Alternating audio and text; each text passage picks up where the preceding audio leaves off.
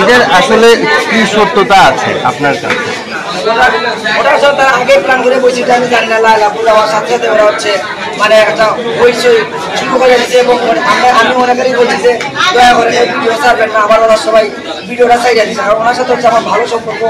উনিও আমার ভিডিও দেখেন, আমি ওনার ভিডিও দেখি। ওনার সাথে তো আমার এমনি কোনো বাজে কোনো সম্পর্ক নাই বা উনিও করতে পারবে না। হচ্ছে আমার ওই জায়গায় নেওয়া হয়েছে শুধু লালা আপুকে একটা হ্যারাসমেন্ট করার জন্য।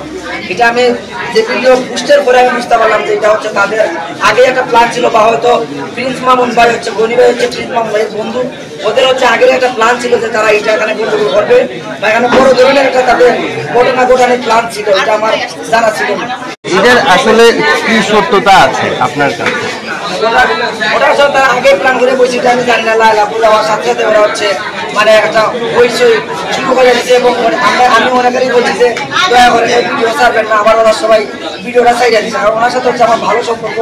উনিও আমার ভিডিও দেখেন, আমি ওনার ভিডিও দেখি। ওনার সাথে তো আমার এমনি কোনো বাজে কোনো সম্পর্ক নাই বা উনিও করতে পারবে না। হচ্ছে আমার ওই জায়গায় নেওয়া হয়েছে শুধু লালা আপুকে একটা হ্যারাসমেন্ট করার জন্য।